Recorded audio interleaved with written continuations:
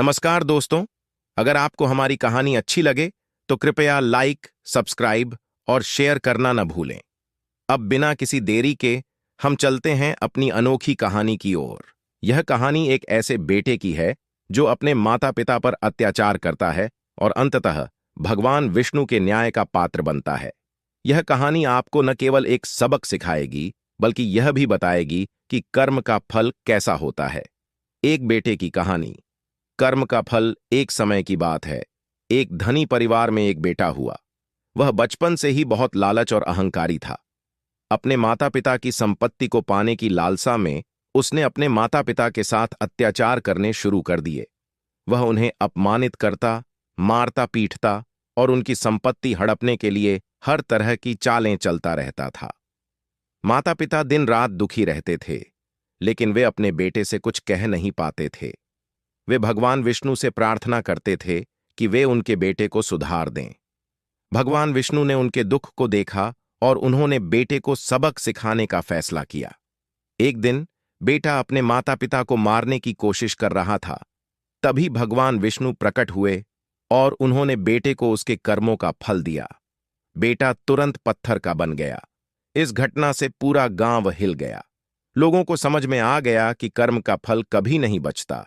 जो बुरा करता है उसे बुरा ही मिलता है। कहानी से सीख। माता पिता का सम्मान करना। माता पिता हमारे जीवन दाता हैं। उनका सम्मान करना हमारा कर्तव्य है। अहंकार का त्याग करना। अहंकार मनुष्य को अंधा बना देता है। हमें हमेशा विनम्र रहना चाहिए। कर्म का फल। जो बीज बोएंगे वही फल भी खाएंगे। बुरा कर्म करने से बुरा ही मिलता है। भगवान विष्णु का संदेश। भगवान विष्णु का यह संदेश है कि जो लोग अपने माता पिता का अपमान करते हैं उन्हें कभी सुख नहीं मिलता।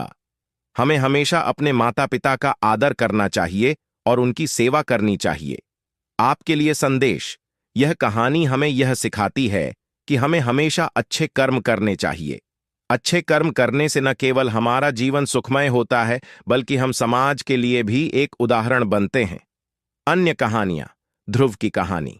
यह कहानी हमें भगवान में विश्वास रखने और धैर्यवान रहने का संदेश देती है। प्रहलाद की कहानी। यह कहानी हमें भगवान के भक्त होने का महत्व बताती है। निष्कर्ष। यह कहानी हमें यह बताती है कि कर्म का फल कभी नहीं बचता। हमें हमेशा अच्छे कर्म करने चाहिए और बुराई से दूर रहना चाहिए। अधिक जानकारी के लिए आप निम्नलिखित पुस्तकें पढ़ सकते हैं। श्रीमद् भगवद गीता, रामचरितमानस, महाभारत। अगर आपको यह कहानी पसंद आई हो तो इसे अपने दोस्तों के साथ शेयर करें। धन्यवाद। क्या आप इस कहानी के बारे में कुछ और जानना चाहते हैं? शायद आप यह जानना चाहें कि इस कहानी का मूल स्रोत क्या है, या आप यह जानना चाहेंगे कि इस कहानी के विभिन्न संस्करणों में क्या अंतर है, या आप यह जानना चाहेंगे कि इस कहानी को विभिन्न धर्मों में कैसे व्याख्या किया गया है। मुझे आपकी जिज्ञासा शांत करने में खुशी होगी। यह कहानी एक ऐसे बेटे की है जो अपने माता पिता पर अत्याचार करता है और अंततः भगवान विष्णु के न्याय का पात्र बनता है। यह कहानी आपको न केवल एक सबक सिखाएगी बल्कि यह भी बताएगी कि कर्म का फल कैसा होता है। Show drafts. एक अद्भुत कहानी। कर्म का फल। कहानी का सार। यह कहानी हमें बताती है कि माता पिता का सम्मान करना कितना महत्वपूर्ण है। जो लोग अपने माता पिता के साथ बुरा व्यवहार करते हैं उन्हें अंततः अपने कर्मों का फल भुगतना पड़ता है। भगवान विष्णु, जो सभी के कर्मों के साक्षी हैं, ऐसे लोगों को कभी नहीं छोड़ते। कहानी का विस्तार।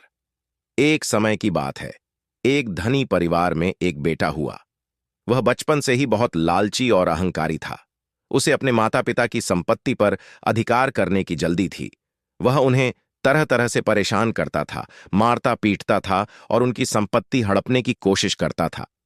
माता पिता बहुत दुखी थे, लेकिन वे कुछ नहीं कर सकते थे। वे भगवान विष्णु से प्रार्थना करते थे कि वे उनके बेटे को सुधार दें।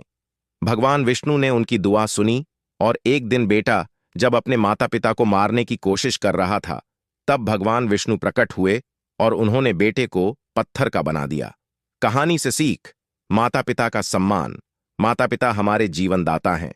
हमें हमेशा उनका सम्मान करना चाहिए। अहंकार का त्याग। अहंकार मनुष्य को अंधा बना देता है। हमें हमेशा विनम्र रहना चाहिए। कर्म का फल। जो बीज बोएंगे वही फल भी खाएंगे। बुरा कर्म करने से बुरा ही मिलता है। भगवान विष्णु का संदेश। भगवान विष्णु का यह संदेश है कि जो लोग अपने माता पिता का अपमान करते हैं उन्हें कभी सुख नहीं मिलता। हमें हमेशा अपने माता पिता का आदर करना चाहिए और उनकी सेवा करनी चाहिए। आपके लिए संदेश, यह कहानी